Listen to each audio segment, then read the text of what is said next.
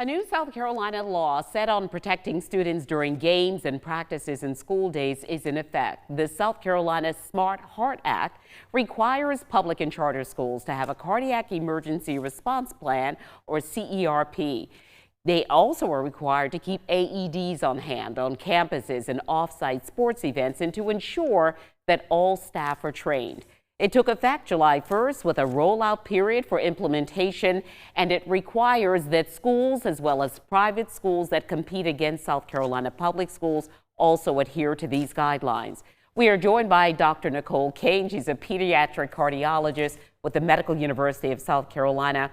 And Dr. Kane is making sure that families understand exactly the heart risk in children and also what schools can do to make sure that they are being responsible and taking care of students and children on campus. So Dr. Kane, you and I were just talking. When you look at the numbers, they are certainly alarming. They are. Nationally, 23,000 incidents with children 18 and younger who have cardiac events. Yes.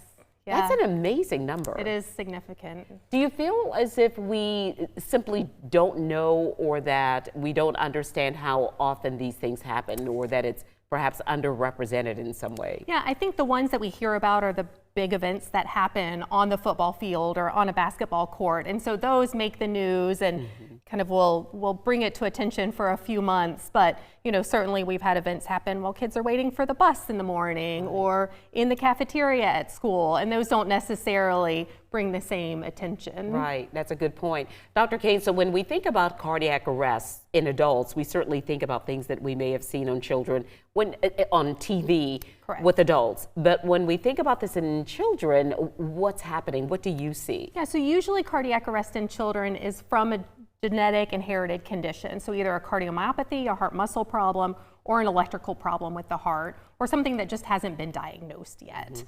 Very rarely it can be caused by a heart infection, but most of the time it's an inherited genetic condition. And sometimes these are things that are happening when children are engaged in play or a sporting event. Yep, yeah, I mean, sports are about 40% of pediatric sudden cardiac arrest happens during sports. What signs should teachers, parents, those who are observing students on the playing field or on a sporting event field, what should they look out for? Yeah, so teenagers will usually complain about heart palpitations or heart racing, dizziness, chest pain. Younger children don't quite have the same vocabulary, so they'll say their heart is beeping, funny, or beeping.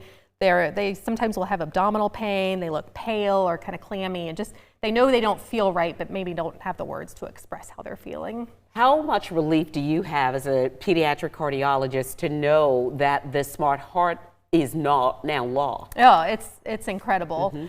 Kids spend 80% of their time either at home or in school, and so having coverage at school with everybody knowing how to do CPR and having AEDs available is incredible for our South Carolina students. I know that you also probably encourage people to understand the value of knowing how to respond to a child who might be in distress.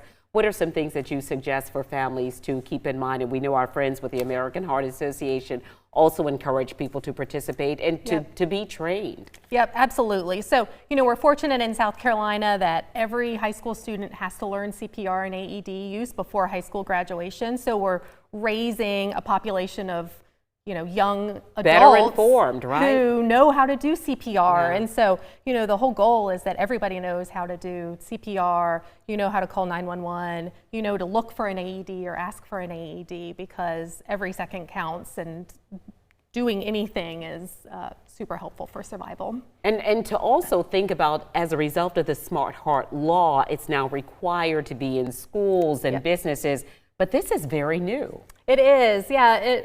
The first law a few years ago required all high schools to have AEDs. And so our high schools have been having cardiac emergency response plans. They know they at least have one AED in place, but now covering elementary, middle schools, trying to get more AEDs in our big high school campuses so that there's one at the football field and in the basketball stadium and on the track, so that they're more available. And that's good news. It is, absolutely. Dr. Kane, thank you so much for your information. And certainly students will return to campuses this year with this as a safeguard to make sure that they are safe, whether at play or in a sporting event. All right, we want you to stay right here with us. We are coming right back with more of News 2 at 4 after a quick break.